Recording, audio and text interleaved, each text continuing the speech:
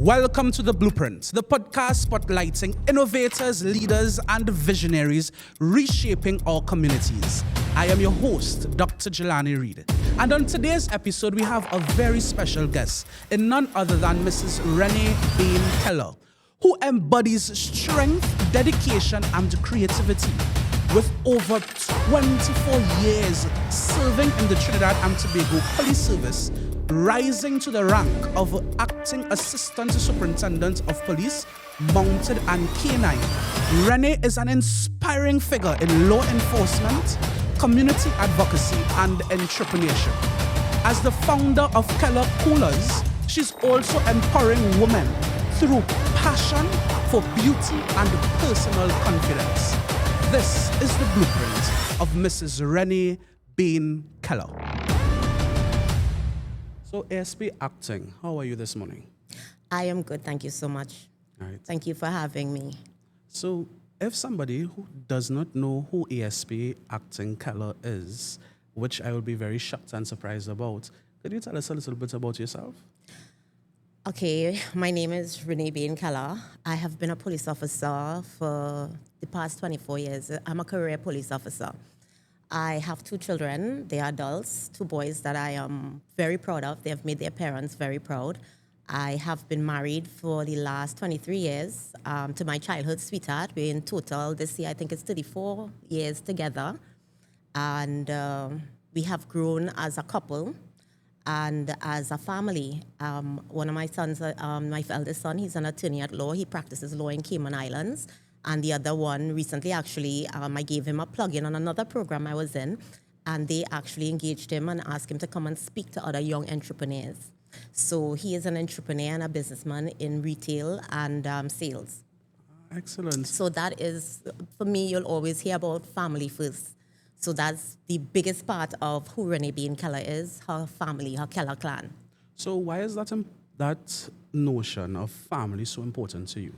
There was a site that I remember sent when I was doing some studies in Custard. It was from the Praga University, and they spoke about why adultery is frowned upon, and they spoke about the essence and the core of having a strong family life, and the fact that parents that children need to have that balance of understanding the rules in family and to understanding and seeing the world from different perceptions. Because what I would train my boys to be would be from a woman's point of view, how I was trained culturally and what is expected of me socially. And that is why when you have young men, you ask for father figures. Even if they don't have one, we ask for persons to volunteer to be a father figure or a mentor in their life so that they can have a different perspective, and that way they can critically assess the world by having different perspectives, by having diversity in their life. So you are an assistant superintendent of police, so you're up there. Yes. And you're talking about 24 years of experience in being a police officer. That's your career job. How is that compared to when you take off your uniform on a daily basis and having to come home and having to raise 2 boys and, of course, being a supportive wife? How is that transition? So the journey, I have to take you through the journey because it is not as easy as everyone thinks. I will always tell persons that some things will get sacrificed. I was a teenage pregnancy at the age of 19. I was just about to go in to do further studies into Ease, and I was pregnant. I was born in a depressed community. People call it a depressed community. To me, at the time, it was home. That's Maloney Gardens. And then I came to raise, to have been given the responsibility to raise this young child. Unfortunately for me, I did not have a proper mother figure. At that time, I guess, as normally what we try to do, now that I'm older and wiser, is that when I look back, is that whatever my mother had to deal with and whatever knowledge she had, that was her best that she was doing then.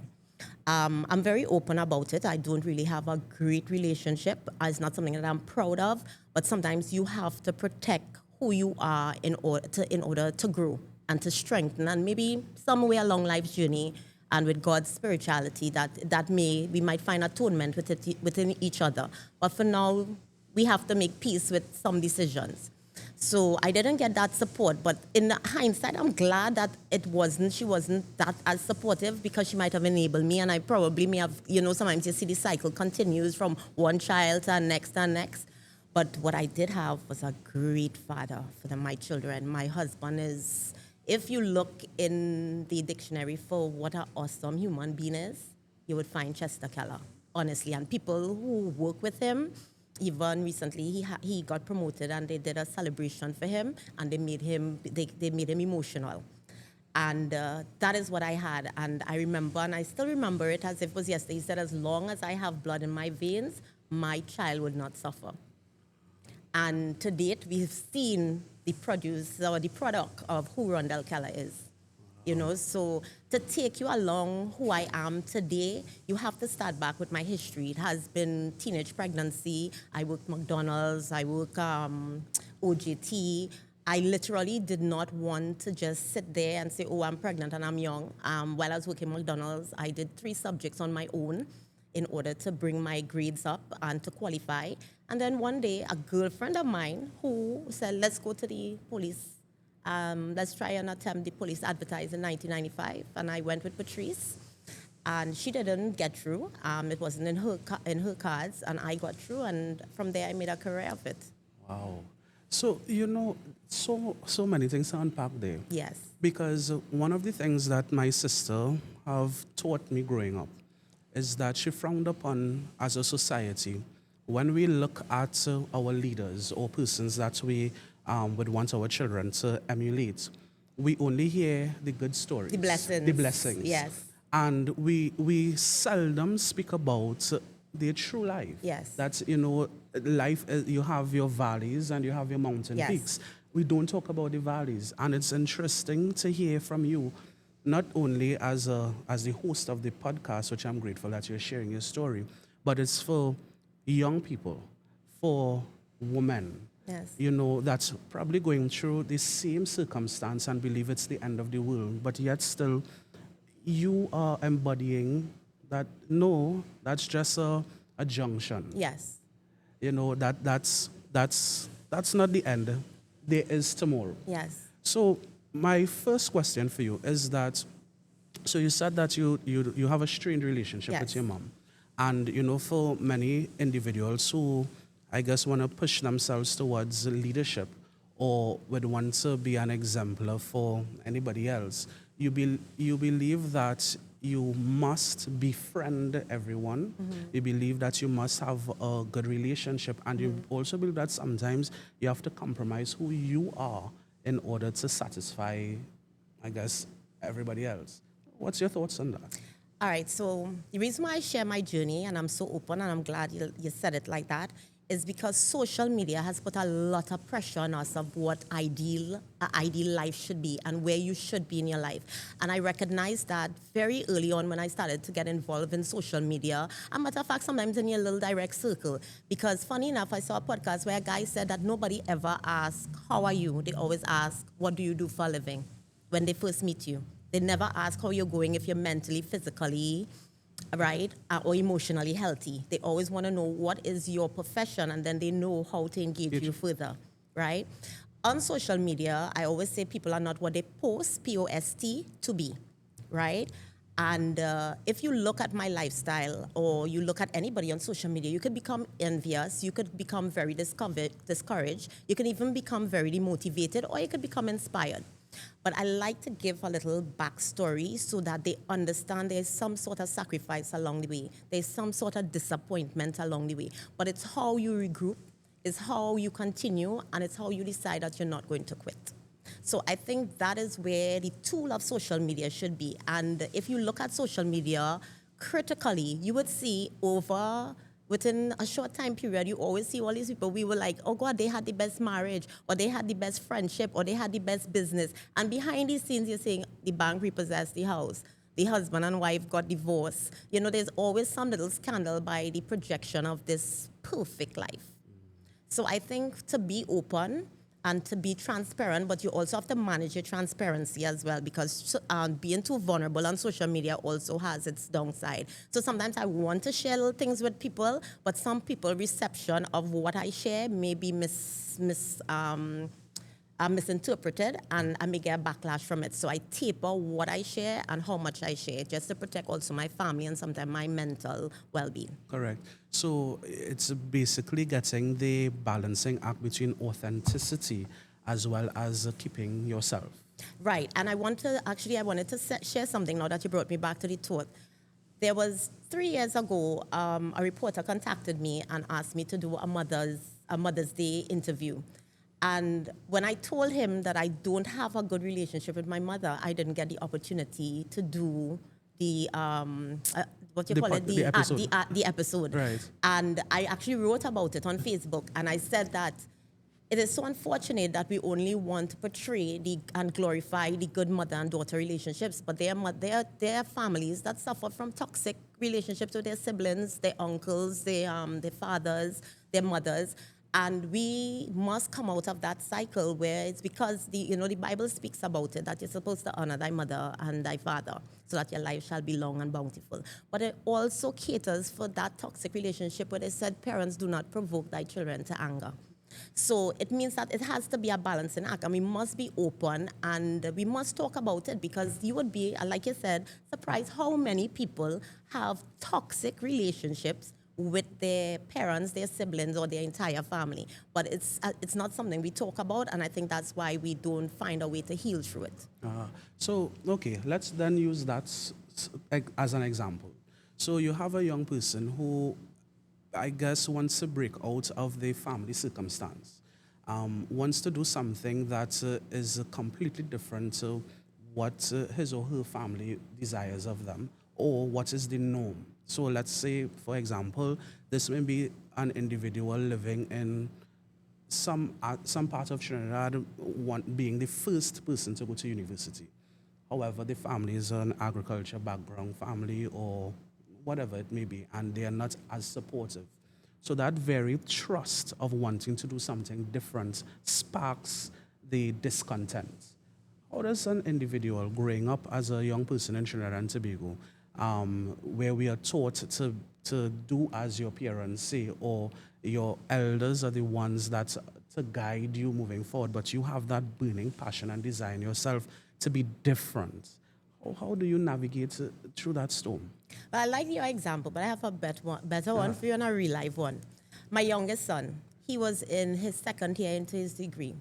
And, well, I made Rondell, and Rondell set me up, right? Rondell made it seem like, hey, you had this parenting thing down pat, and you'll hear a lot of parents jokingly tell you that the firstborn set them up. So like, I have this parenting. He is self-motivated, he's articulate, he's bright, he's smart, so I can make another child, and the other child, Roshan Keller came into my life, into our life, and Roshan Keller tests everything, every religion, every moral value that you had. If we had time and I sit down with you over some drinks, of course, because we had a laugh, and I tell you about the things that we have been through as a family with Roshan, you would have to say that you really had to have the right temperament, because you cannot, and he's proof that you cannot raise every child the same. Every child has their own mind and they have their own decision. But it's important that, even though, as I tell people, my house was autocratic, I say as I do, it didn't have no democracy. But this generation of children, Roshan and Rondell, taught me that you can't do that with this generation. That was my generation, where we didn't challenge a lot of things. But you all, the pin drop on the ground, you all challenging that. And I mean, it has its good, because it's causing change. It is making us question tradition, because sometimes we're doing things without understanding why we even practice it or why we do it. So what he did is, in his second year, after money was spent, he decided that he's unhappy, that is what he said, and he does not want to continue with his studies. How dare you? After my other child have 2 degrees. No, you have. So we were mostly me, because his father is very liberal thinking. As I told you, I'm autocratic, police behavior. And I saw a direct path for him. I didn't want him to walk in the footsteps of his brother, but I expected him to use it as a blueprint, as a guide. And he said no. And he asked his father for a sum of money because he wanted to invest. And I had to bow down. It took a lot. And part of the negotiation into him not continuing degree is that he would pick it up at a later date, 2 years from now. 2 years has since passed, we're into 5 years, and he married now, so I don't know where that's going. And it was tough, because you want to protect every parent would probably put their child in a glass case if they could. Because for me personally, I have seen pure evil on the heart of men from the job that I do. So I want to give my children a fair chance through education, through exposure, but controlled exposure on my terms, because I also want to protect my heart. I want to protect my emotional well-being because I love them. So when you send them in a world that's so evil and people are so malicious for no reason sometimes, you want to protect your child from that. So for your child now, after you've made all the decisions as to how you want to protect them, to tell you that they no longer want your protection, it's tough. And I think that sometimes that's where, as I told you, that parenting balance of having a mother and father, because if it was for me, I probably would have stifled both of their growth to protect myself. So when Roshan came and he asked for an opportunity to do his own thing, we invested in him, and he moved an online business to opening an actual store to giving lectures into entrepreneurship. So in this era, this generation, you have to give them some level of democracy, but they also have to learn to understand, to listen. And I think with with the generation, that listening, because they could Google everything and they're always arguing on everything, is never a discussion. So it's very difficult to find that balance, and how do you communicate with the tradition and with the new modern way of thinking. So ASP, I can now understand, because you have embraced family, the family structure, and that carries your trajectory, it carries your understanding. I see now why community policing is something that is important to you. Yes, it is. But for our listeners and those who don't understand what community policing is, what is it, and why? How do you link family and community policing? The community, there's an old African proverb that says that it takes a village to raise a child. So when we talk about community, it is the community that provides that nature and that nurturing of that child. So, but it starts from the home. We quietly say something among ourselves as police officers that we don't really have a policing problem in Trinidad and Tobago. We have a parenting problem. And it comes from when we engage in community projects. You see things where one of the things that I advocate for is co-parenting. Not everybody's going to have an ideal family life. I didn't have one. My husband didn't have one. We didn't grow up with fathers, and we grew up in a single-parent home. But what I have found in the community is that we don't have the ability to co-parent. We have, and I can give you an instance of how deep community runs. There was a case that I was dealing with where an elderly lady in the community, she called to say that there was noise, really loud music. When we went to the area, only to find that there was a young girl, 15, underage, with among all these men. And when we questioned her, is that when we called in her parents, her father thought she was by the mother for the weekend, and her mother thought she was by the father for the weekend, and she did that for 9 months because they are unable to co-parent. So she was able. Some people will be disappointed in me saying this, but young people can be very manipulative, and she did that to her advantage. She took that to her advantage. And had it not been, and the old lady really didn't, the elderly lady, I shouldn't say old, elderly lady didn't really call concerning her. She called just because of the music. And because of that involvement there, we were able to trigger off another investigation. So there has to be a constant watching out, a constant guard within the community. So community police really is about building communities so that we can produce better citizens, we can produce better responsible adults, and that we can have children who really look forward to building their nation. As I always say, even for me, being the mother of 2 boys, I never expected them to excel the way they did. I wanted them to, but the expectation was for them to just become good citizens, to become productive, to contribute something to society, not to be a menace or a pest. That was my lanyard or my gift, as they say, to the universe. Mightn't be what you do, but who you raised. So that is what I think when we go into the communities, what we want, and the communities are crying out for it, They want to live better. They want to live in harmony. They want to live in peace. They want to have the green gardens, this utopia where you have a community garden where everybody can eat You have a playground where activities can take place on a Sunday and Saturday. You can have your sports days or your little football. So that is what it is, really about the police officers going in and for us to build trust and confidence within the community. So that is interesting. Now, we live in a society where we would want to have instant gratification. Yes. So, and bringing that into the police setting now, as a society, we want crime to end now. We want to see our police officers, our soldiers on the streets now. We want, as a matter of fact, I would even go to say before a crime is even committed, we expect the police to arrest the person now. But community policing, which has its importance in policing efforts and societal structure, that takes time.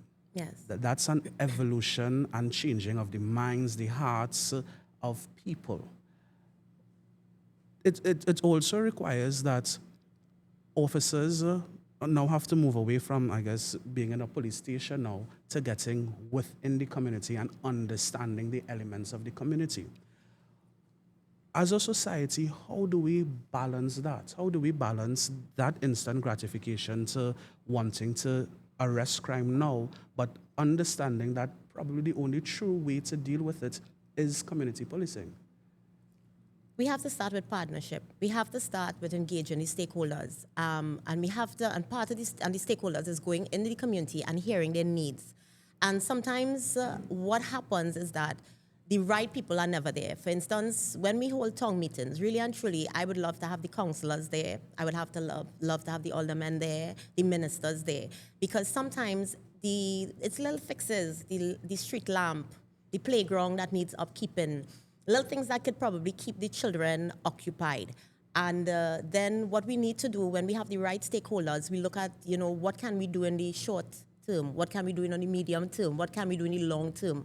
Because I think we don't have that continuity in strategic planning, because I might start an initiative. And because sometimes the individual is so impactful in the initiative that when the individual moves, the initiative falls apart. So we need, when we do these community initiatives, to build the system so strong so that, look at the colonel for KFC. He has died how many years ago? But KFC has evolved from wherever, I don't know where the origin started, I believe would have been in the US, to over 184 countries with multiple branches, because whoever built their system, whoever built his system when he had his vision, they built the system to outlast who had the idea and to outlast who the individual was. So I think one of the challenges is when we go into the communities and we find out what their needs are, it is placed on an individual who has the passion or the drive, but we need to get individuals and train them to have the continuous passion and drive, to continuously monitor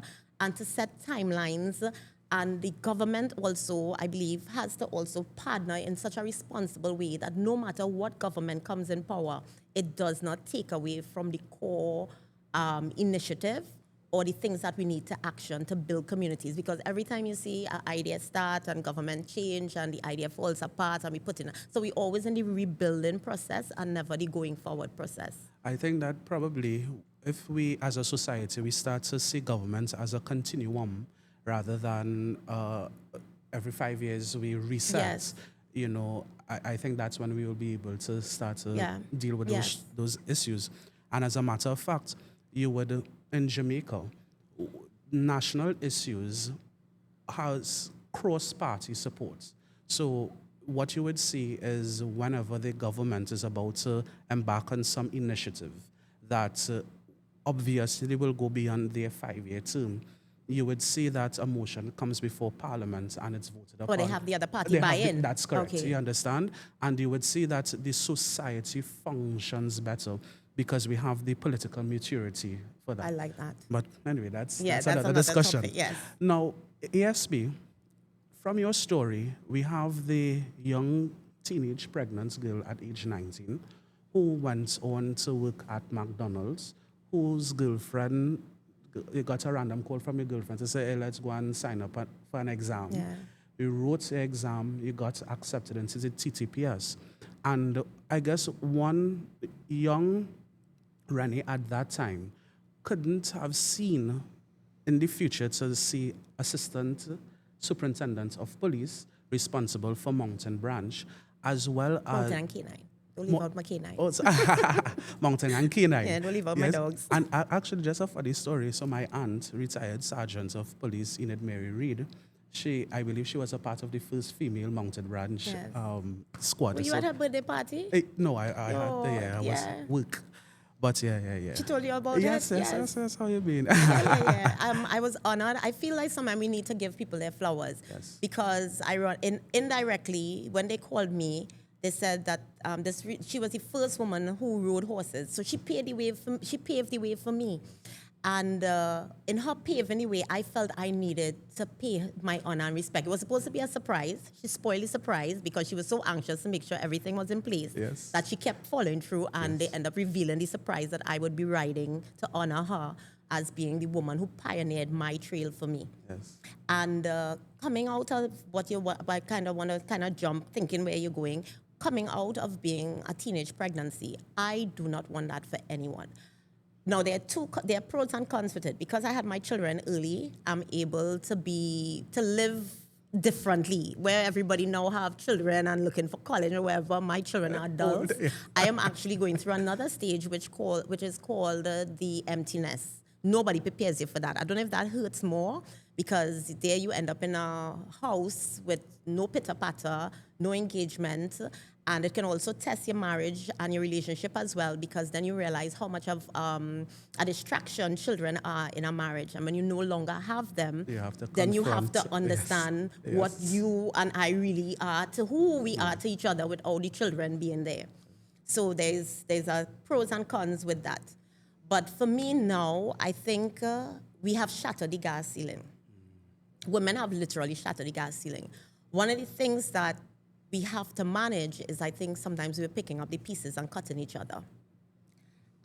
It's sad but true. I've had several meetings, and you would hear the men talk about the women and their behavior in the workplace and among each other, sometimes on the social media as well.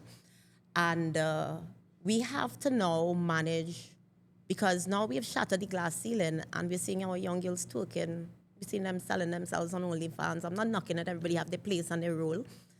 But, you know, you're seeing, like, for instance, I saw something recently on social media, something the soul, I don't want to quote it, where they were talking about the title, whatever. Mm-hmm. Yeah, I don't know if you saw it. And I was so disappointed. They were in full school uniform, and I was so disappointed. I don't know what it is. Yes, I was so disappointed. I said, this is not why we shattered the glass ceiling. We shattered the glass ceiling for you to have the opportunities, for you to have equality, for you to have a voice. Because they say wherever decisions are being made, a woman must be present, so that we can have that voice, we can have that diversity.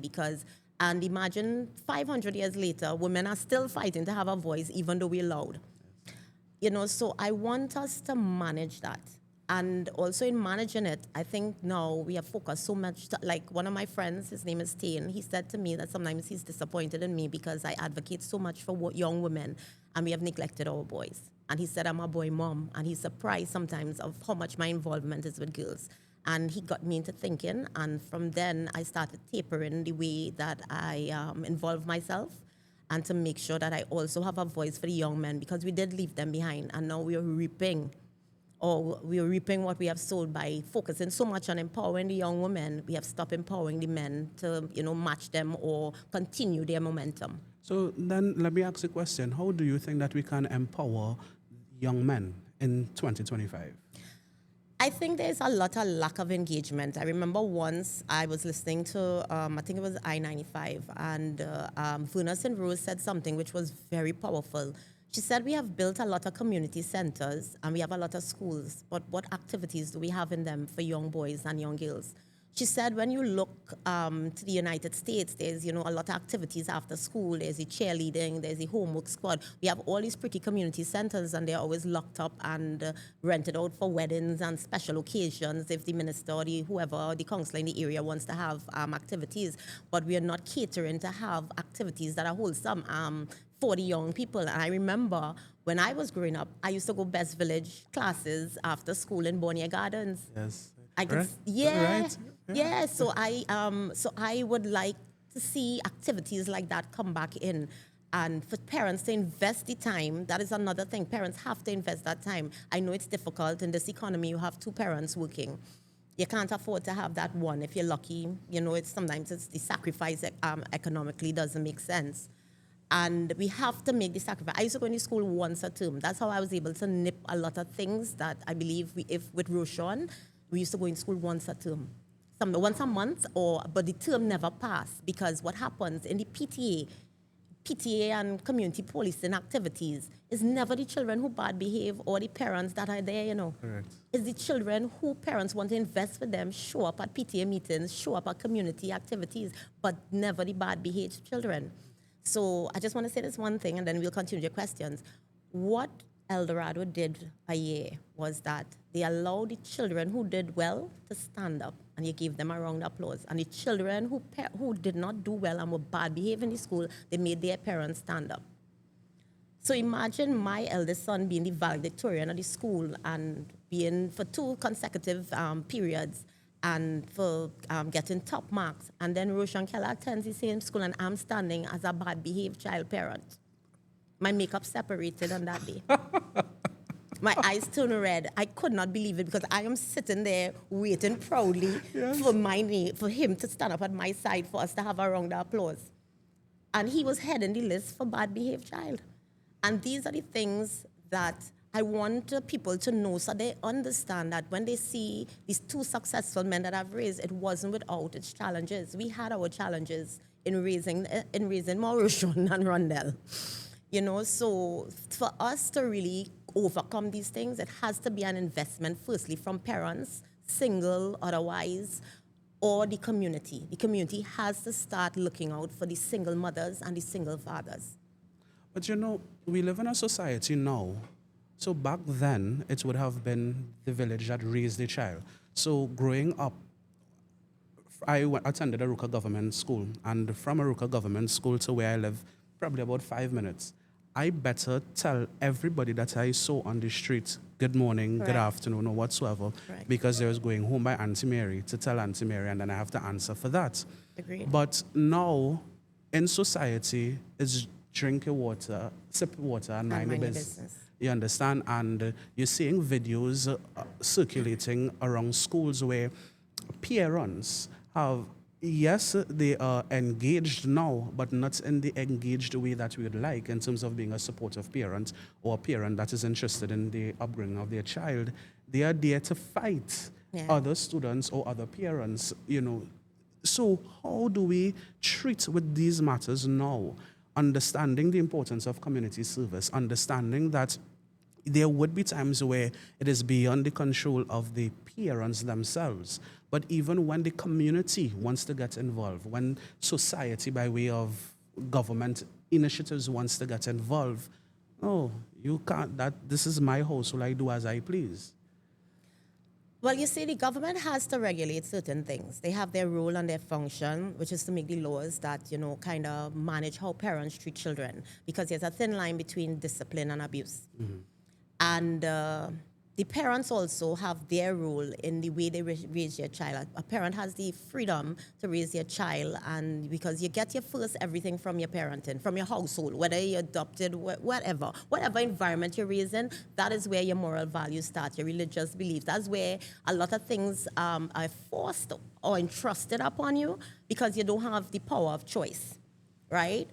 For me, the self-parenting is not working. Everybody is talking about that. We grew up in an era of trauma, and that I operate from trauma. And I came from an abusive home. And I would agree to some point that it may skew how I view discipline, but at the same time, it may have been necessary because I probably could have functioned better had my father had an input in my life and not solely a single parent. My mother, as I told you, she was dealing with a lot. She did the best she could. She's probably overwhelmed, overstimulated, frustrated, emotionally, financially. There's so much lees there.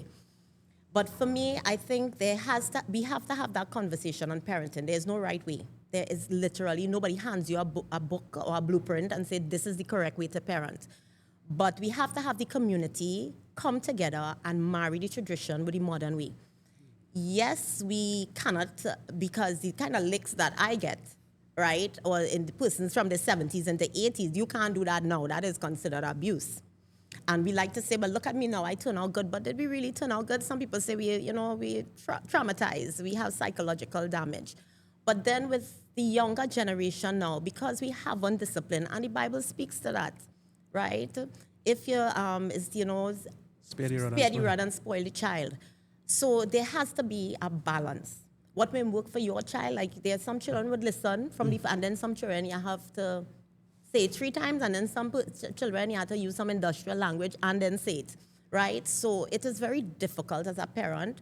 And I think the more we talk about it, the more we recognize the need for support. And I don't think we have the systems that support parents. And then society judge you harsher, and it brings that level of frustration on a parent as well. And especially if we compare my children with your children. But every child, as I said, the goal is to raise good citizens, to raise people who can contribute something positive to society and not menace and pests and persons who are into criminal activity. So I think once we set a goal as to what we want from our citizens, and I think we have to start having a conversation on what is a good citizen. I was actually doing some studies, and that's why you hear me keep repeating it, because sometimes you go on Facebook and you wonder if there's the same country that the people at Trinidad and Tobago live in it, because they criticize, they wish doom and gloom. And it has to start in Japan. They actually teach what being a good citizen is in the school. So it starts, remember we had our morning prayer. Well, I don't know what period you are, so it had the morning prayer. We had the morning prayer, then you had your national anthem, then you had your Pledge of Allegiance. And these were the things that were instilled in you. So you said something different, that how do we continue for people to recognize what we should do? I think we need to start advertising it. There was a period that we used to talk about something called, I don't know if you know Charlie, Clean Up Charlie, because the country was so nasty and everybody was throwing garbage all over. Yes, and they did the whole ad on that. They did a whole ad with Charlie, yes, right? yes. And so I think maybe we need to start to advertise little snippets. What makes you a good citizen? Use the influencers. We need to engage and meet the young people on the social media. Let's talk to parents who are overstimulated, parents who can actually recognize, like myself, who went through abuse, who may have been abusive, had it not been for me working through my growing pains. Let's talk to the single father, not just about the bacchanalia and the wife, and she don't want to see me and don't allow me to see the child. Let's talk about how it hurts him, what it is doing for him. These are the kind of conversations that we need to have instead of everybody coming to social media with dysfunction. How can we fix the dysfunction? Let's start to talk about the solutions. Let's start, right. So we need some solution. That's why I told you, that's why I love town meetings as well. But it's just sometimes when we're there, the right people are not hearing it. Or if we do get a solution, don't let it be tied into an individual. Let it be tied into a system so it continues. And as you're on that point, what is important, I guess, for all of us who are in the spaces of service, it means that we no longer could rely on community meeting places. Now we have to return back to knocking on every door, and having those conversations from house to house, in order to build the momentum, get a true pulse of what's going on, and have targeted solutions or help where it's needed. But ASP, I don't want us to minute or throw cold water on your successes at all. And when I started off by talking about your past and bringing it forward to who you are today, what you have been able to accomplish in the past 24 years, it's remarkable for not just any young woman, but any young person who is just existing or living, that there is hope. Because here you're talking about an individual who probably was just going with the flow at that age and have risen to the point of leadership within the service that she's working, and has entered entrepreneurship. You have served as on the police credit union as assistant secretary, which means that you have demonstrated that evolution of thinking, evolution of maturity, evolution of leadership. Not many persons are able to do that. That came from support, to be honest. I want to say there are a couple of people, like I have a friend named Aldrich Neptune. I have Ma'am Samson Brown. I have been blessed. That is another thing. Actually, you ever heard There's something called the lottery of the ovary. Yeah. I think it's Warren Betty is beat. I can't remember. I don't want to mispronounce his name. And he spoke about that there's a lottery of how you are born and who you're born to. Right. And it's the same thing in the workplace, whereby as an individual, who recognize or sees potential in you. And that is another thing I always tell parents. You see your children, friends, after God is them, not the parents. You need to know your children friends, because I had friends that were ambitious, that were obedient, that respected authority. So you have to outline your children friends as well. And also, a lot of people create safe spaces for me. So that's why you find in myself, I try to be a safe space for persons, as in my leadership as well. I try to create wherever I go. I try to have the impact of a safe place. Right now, the workplace and all is such a toxic environment. Everybody just talking the word toxic, toxic, toxic. And it really is. Your toxic relationship, toxic dating, it's just toxicity. And because of that, people are becoming, I heard you talk about knocking from door to door. Don't come and knock my door before you call me and tell me. You remember, look how people have become. Yes, don't come and knock my door if you didn't call and let me know you come and knock the door. I'm not opening it. It's so true, yes. Yeah, and COVID has made us worse. So if you were an introvert, you have gotten worse during COVID. Extroverts have become omniverts. They kind of, I want to be out, but I want to be in at the same time. Yes. Yeah, so there is a lot of balancing. We haven't healed from what COVID has done to us. That's another topic that we haven't spoke about, how COVID has made us separate ourselves from human engagement. If you're not having a Zoom meeting, as soon as I hear a meeting, virtual, right? Because I don't want to be out. I'm feeling like everything I'm feeling, as I said, overstimulated. I'm feeling overwhelmed. I want to be in my bubble. I want to do things, but I want to do it in my bubble on my time. And I think we need to get people back out. We need to find activities that give people purpose and hope. And I think that is what we don't have. So for us saying that we're going to come and knock and start to have the engagement, you got to find a way, we got to find the pulse to bring back that heartbeat for people to want to come out and be part of the engagement, for them to want to come out and tell you what their challenges are. Because most of the public challenges that we have is really, we bring them on ourselves, but we're not coming together collectively to fix it. Understand. Yes. Understand. Okay, so there is a segment on the blueprints called Rapid Blue, and that is basically us trying to get to know our guests a little bit more.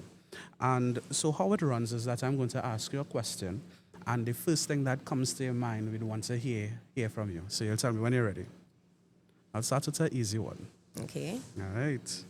So earlier on in our conversation, you insisted that I call your title correct. Yes. ASP, Mountain Branch, and K9. Mountain and K9, acting. Yes, it's acting. important that I don't have the full rank. My substantive rank is inspector. Right, yes. So, what is your favorite breed of dog? What is my? Favorite breed of dog? Any dog, I realize I recently inherited some Yorkies. My neighbor Yorkies moving. I don't know if you know that story. She started coming over, and she came over so much that the neighbor got fed up and just gifted her to us. And then her sons came over, and she gifted us. So I ended up with 2 Yorkies for free. And Yorkies are like $10,000 for one. Well, passing for one. So, yeah. Well, I'm supposed to breed her. I'm not sure yet. But I would say dogs have a way that there is a they genuinely love you. So I would have to say any dog. Yeah. I've had potongs and good breed dogs. So. Top wellness or fitness routine that you never skip? Legs. I am battling cellulite. So when you reach this age, even as you yawn, you get cellulite. So I don't ever skip legs. Favorite way to unwind after a long day? With my husband. Our marriage has grown to a point where he's my best friend, so I look forward to being around him. So if you weren't involved in policing, entrepreneurship, or beauty, what career path would you have gone down? I would have been a pharmacist. I have science subjects. Yeah, I have an A in human biology and a 1 in chemistry, and then I got pregnant. I actually put the sciences to work. I was going to say it, but I say, you know what? Beach or mountain? Mountain. I love hiking. Absolutely love hiking. I actually touched the flag. There's a flag up on Lady Chancellor. Yes. Through the Pines? Yes. Yeah, I actually did that hike. Nice. I did parasailing too in paragliding in Colombia, just a sheet and some strings. Yeah, and I trust a man and went up who doesn't even speak my language, and I went up in the sky with him. Yeah, so anything, mountains definitely, heights. Well, interesting. We are going to be starting something on the podcast with our community with outdoor activities. So we'll bring you on Yeah, board. sure. Nice. So if you were to collaborate with someone from present or the past, who would it be? I would have to say Maya Angelou. And why is that?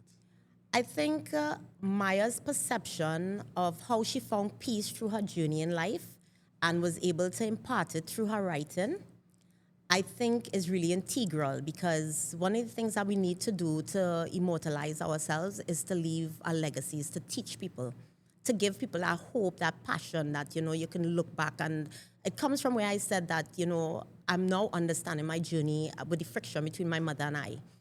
And as Maya Angelou once said, she said, when you know better, you should do better. So as I said, there's a lot of healing to be done.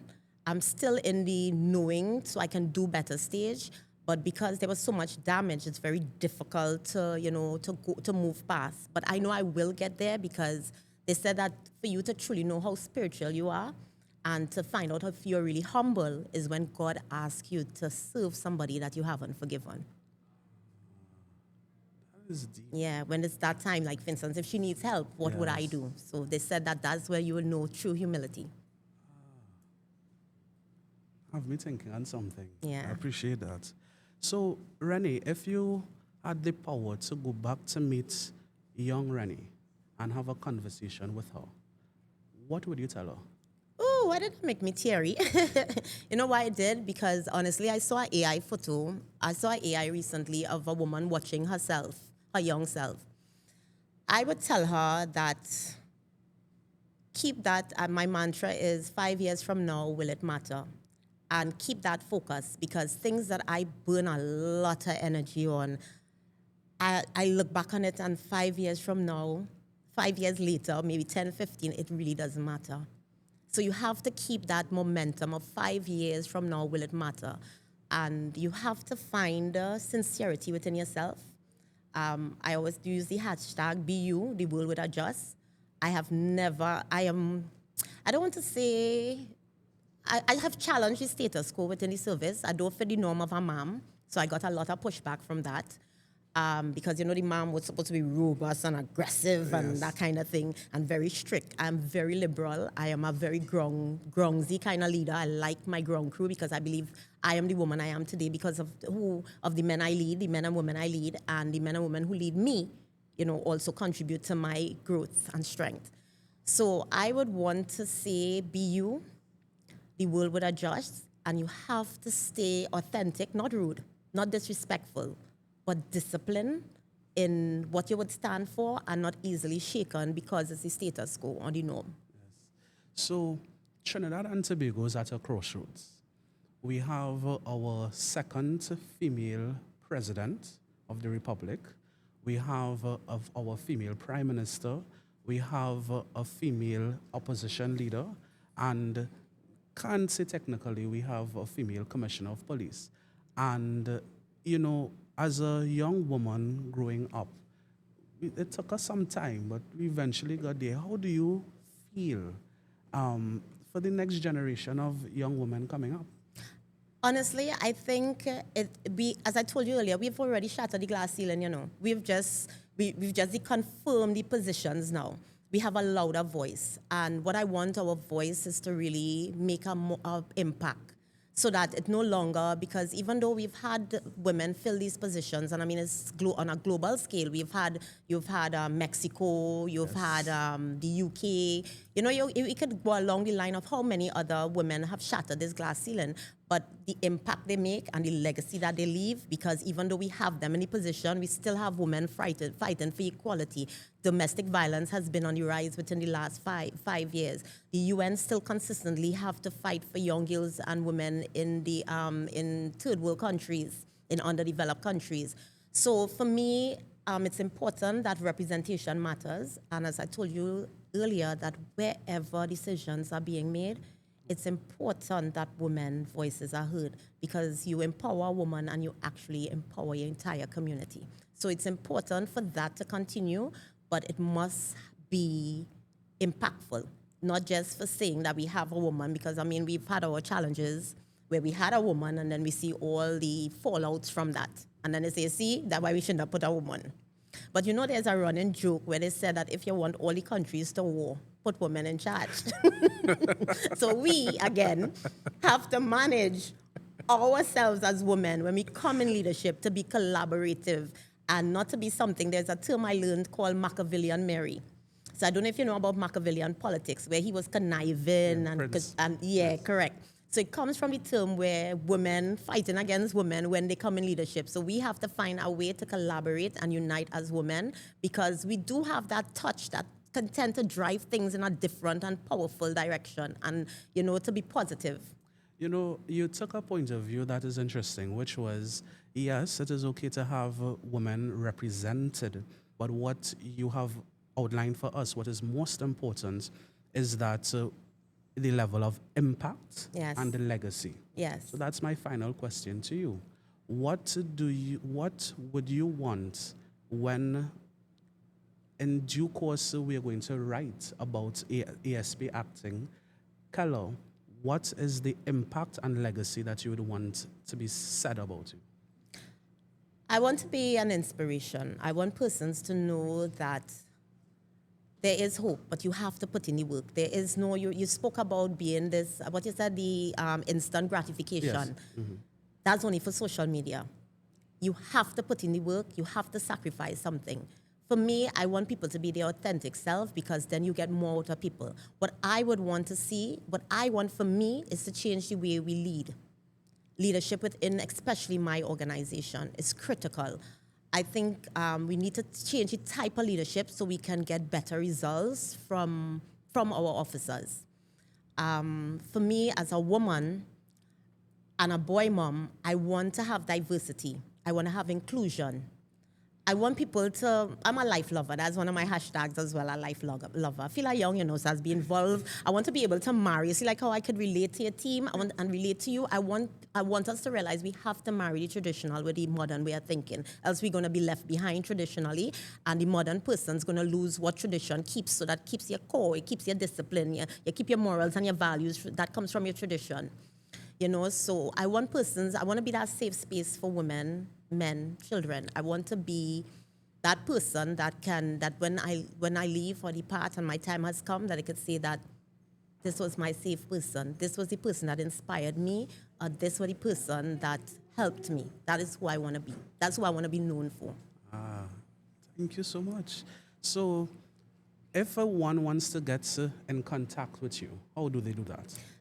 My number is, I openly say my number is 740-1012 because there's a feature called block and delete. So I randomly give up my number to anybody. If I think, well, you're going overboard or this is not the engagement I want to have, I just block you off my app, right? So I ask persons when I give the number that, you know, they respectfully, you know, whatever engagement they need or help they need, they text me and I try to guide them if it's within my remit. Yes, so I'm that. As I told you, I want to be that safe person. I try to be that in the workplace. I've been that for my children and their friends, and that is the legacy I would like, to be infectious to other parents. Yes. So, audience of the Blueprint podcast, this has been one of the most enjoyable, insightful conversations that we would have had with the acting assistant superintendent of police, Mrs. Renee Keller. Bain-Keller. Yes, let me don't forget, yes. That's for me to make a half in case anything.